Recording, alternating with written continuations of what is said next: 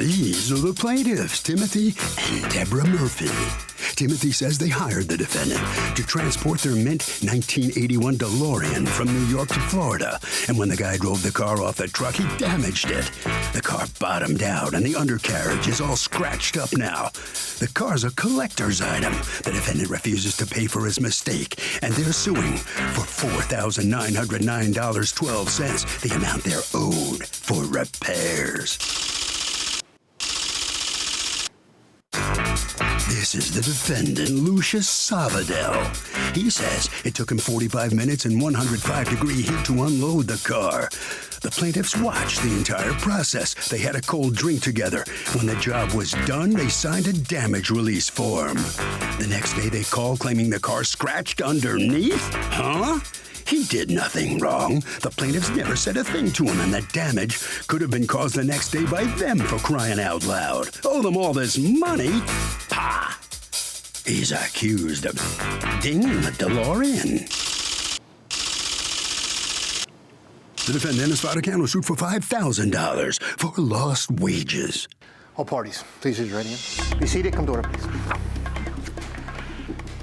Litigants have been sworn, Your Honor. Thank you, Douglas. You're welcome, ma'am. Okay, Timothy Murphy and Deborah Murphy. Yes, ma'am. Tell me about the DeLorean. Actually, the DeLorean belonged to my father originally. He purchased it brand new in 1981. That's the car that originally had the doors got open the gold wing doors and everything. Okay. From Back to the Future, it's very famous from that movie and everything like that. So he purchased the car brand new in 1981, and I came along in the 90s. But he had held on to the car, and kind of when I was born, he stored it for what I didn't know at the time was for the future, to give it to me. And he had told me growing up that if I worked hard and did good in school and was successful in life, that he would gift me the car. And I was mesmerized with this car. It was beautiful. It's a dream car of mine. So I worked hard, and I did good in school, and I was able to You did well in school. I did well in school, thank you. Did well in school, yeah. And I was very, very grateful my father gifted me his car. So since it had been sitting for about 20 years, he hadn't really used it. It had to go through a $20,000 restoration process, about $20,000. That was in January of 2019. That lasted until mid-March of 2019. At the end of March of 2019, we went through a broker who filed LGS Transport, Mr. Lucius here, and we had the car shipped from my parents' residence up in New York down to me in Florida. Who's the lady next to you? Oh, this is my mother. That's your mother? Yes, it is. Okay, go ahead. She's a co-owner of the vehicle, so that's why she's here with me today. I thought she was your girlfriend. Thank you. Okay, so go on. So, So the car arrives in Florida, where, Yes, what city? The car arrives in Florida. I live in a town called Estero. It's in between Fort Myers and Naples. And as Mr. Savadell is removing the vehicle, I don't know if he necessarily had the right equipment for his vehicle. It was a 10-car semi-carrier. And basically, the DeLorean must have been his last stop because it was parked above the cab. There were no other cars on the vehicle, on his transporter. So in order to get it off the top of the cab to the trailer, tracks. Do you have a picture of anything you're saying? Because I have no idea what you're saying. I do. I don't have an actual picture of his vehicle. Right, but a demonstrative aid for me. Yes, let me gather that for you. So that is right here. Now again, this is not the exact picture of his vehicle. I just tried to find something very similar. On the other photos, you can see the gap. So we had to lay some, well, Mr. Savadell had to lay some tracks to be able to. Hold on. All right. So according to you, your car is up here on top of where he drives. Yes, Your Honor. All right, and then you were starting to say something about to get it from here to there. What is here to there? On the other photo that I handed in, there's a gap between the two, where the car was parked, and it would have to be transferred over to the other trailer. So we had to lay down tracks. Maybe it was a 2-foot gap or a foot gap. I don't know exactly, but the tracks. Are you trying to guess at what happened? No, I'm not. I'm very certain on what happened. I watched it happen. Were you standing there? Yes, I was. So are you saying that you could see a gap? Well, yes. There was a gap between the tracks on top of his cab and the trailer part. So he had to lay tracks to be able to pull the car off the cab and down the trailer. Oh, so he saw the gap too, and so he laid tracks to be able to. Yes, I assume he had to lay tracks to be able to get the car up there as well. Okay, all right. So tell me what happens. He gets to Estero, and what happens? So while he's removing the car, the gap is about 1 foot long, and the car is 6 inches off the ground. The DeLorean is very low. So the tracks that he had laid to get it through that gap were probably about 1 foot too big. So say they were 2-foot ramps on a 1 foot gap. So they ramped up about 1 foot. So while he was trying to remove the vehicle, there was a lot of trouble. It took about 45 minutes total to remove this vehicle, constant back and forth. It was a complete accident, really, but just when he pulled over the tracks, it just scratched the whole bottom of the car. Believe it or Right not, in front of you? Right in front of me, yep. And I'm yelling, And hey, you're scratching the car, You're scratching the car, and what does he say? Well, he was in the vehicle. It was kind of hard to communicate at that point, but he had so much trouble at this point. I think it was kind of like, that was the only way we were going to be able to get this car off. We were out there 45 minutes. Did you video any of this? Unfortunately, I didn't. I wish I did. But as he's removing it, it had scratched the bottom of the car. The DeLorean, believe it or not, even though it's stainless steel, it's actually a fiberglass body underneath. So it's a very, he scratched lines down the bottom of the fiberglass. Did you go underneath so you could see what damage happened? Yes, I did. Did you point it out to him? Yes, I did. And what did he say? He agreed to contact his insurance company, which he did. He initiated. Did you video that, the agreement to contact the insurance company? No, I did not. Mr. Savadell was a very nice man. He apologized. I could tell it was an accident, you know? Yes, I understand. But you know what happens sometimes when there's an accident and someone's admitting fault, later on they think about it and they don't admit fault because they find out it's not in their best interest. So when you have an accident, if you're not going to wait for the police to come and write a report, it is very, very important that you take that phone that's in your pocket. It's not just for taking pictures of your meal. It's also for evidence. So the perfect thing to do is, you're a perfect gentleman, but I'd just like to, if we're not going to call the police about this damage, let's just take will you just say into the camera that you saw that happen and that none of that happens, right? Okay. Because you don't watch the People's Court. I do not. Because I've been saying this since cell phones were invented. I know, I should have. That take video, right? Your Honor, it was a very emotional time for me. I was receiving this car that I'd waited my whole life to get. Yes, I know, It was which just kind of a makes spur of it the moment thing. boggle the imagination that you signed a damage waiver. So on the damage waiver that I signed, at first Why would you sign something that says there's no damage if, as you say, you witnessed the damage horribly happening to your dream car that had been your parental reward for a life well lived? Why would you sign something that says the car's in perfect condition, there's no damage? So on the damage release form. Because, see, what's your version of this? Did anything happen during the unloading? The opposite of what he just said. The opposite of what he just said. Mm-hmm. You're actually the person unloading it? Yes. Okay, so, and you're the owner? Yes. All right, did anybody ever say to you, you scratched the bottom of my car? No. Did you ever say, I'm so sorry for scratching the bottom of your car? Absolutely not. Did you ever say, I'm going to contact the insurance company on your behalf? Oh, whoa, The next day when he called me and said there was damage, I told him I was right, but I mean going to. at that scene. No. Okay.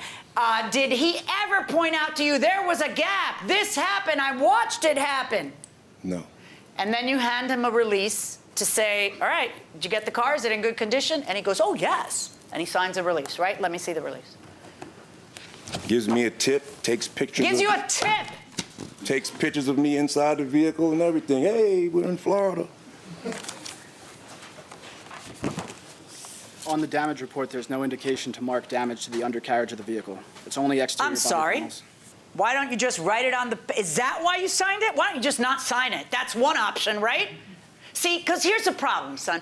If you're coming in here and claiming you saw it all, that's the only way for you to get the money to pay for that, for the repairs of that car, is if you prove to me that it happened on his watch. And the only way to do that is to not have this. And so all of a sudden it's happening under his watch. We all know it. It all happened right in front. Because if you notice it for the first time the next day, oh, it's a much harder case to prove. Then the insurance is going to quibble with you, right? That's what happened to you. So now all of a sudden it's, no, I saw this whole thing happen that day. But it's very hard for you to say and have me believe when you signed a waiver, which, let me tell you what normal people do if they watch damage happen in front of them. They don't sign the waiver. Or they write down, with the exception of the undercarriage, or there's a scratch on the door, or that's the whole point. You see, the waiver is proof that you're saying that the damage didn't happen in front of you. You see?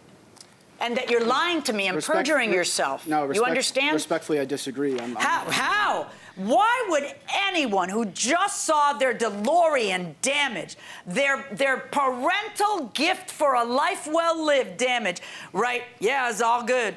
Why would anyone do that? I didn't write it. Yeah, it was all good. It was just a bunch of No, you signed saying it's all good.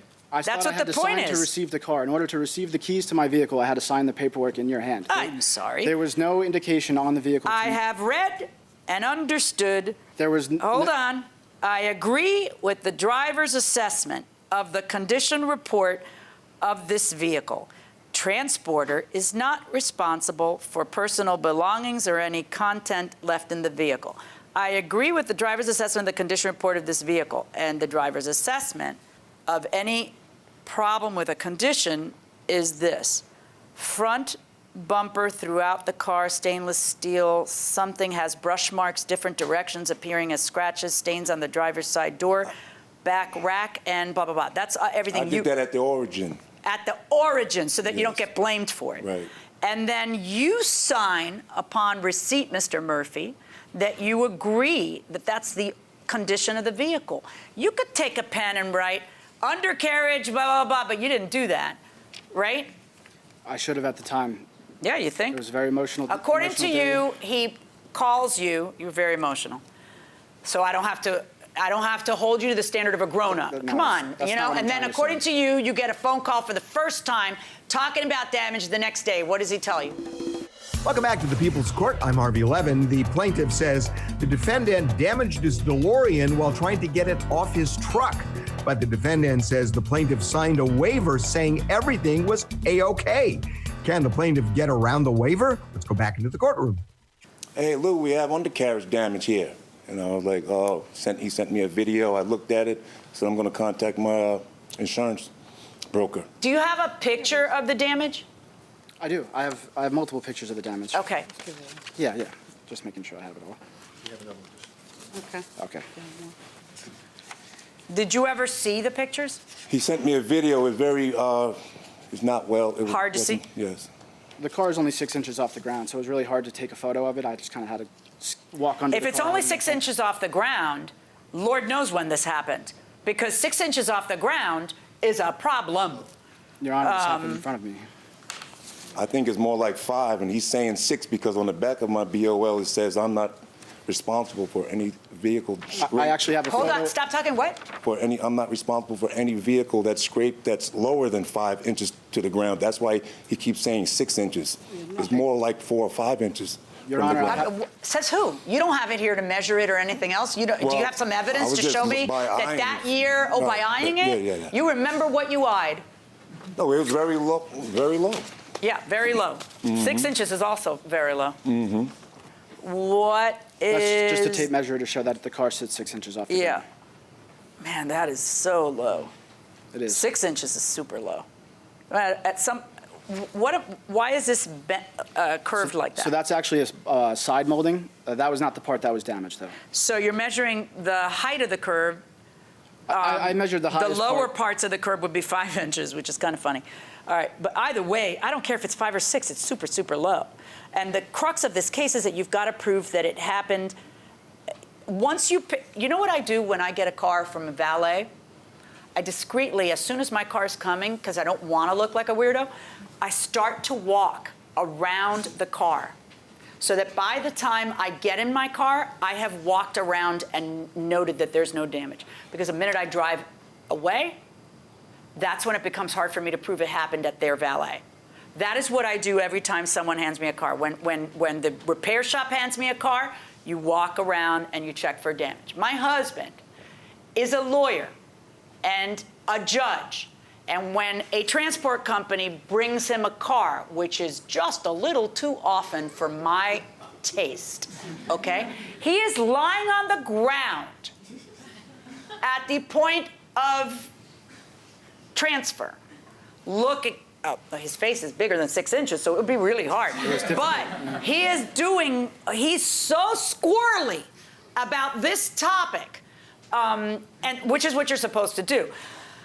I know that you were excited. I know that you were happy. I know all those things, but you know what I also know? I also know that the one opportunity you had to write down what you claim happened before your very eyes, you didn't write it, which leads me to believe that you're making it up here.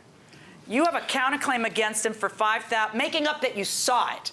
I know you believe it happened at his hands, but making up that you saw it happen. No. All of a sudden now it's a really, really good case where you saw it happen.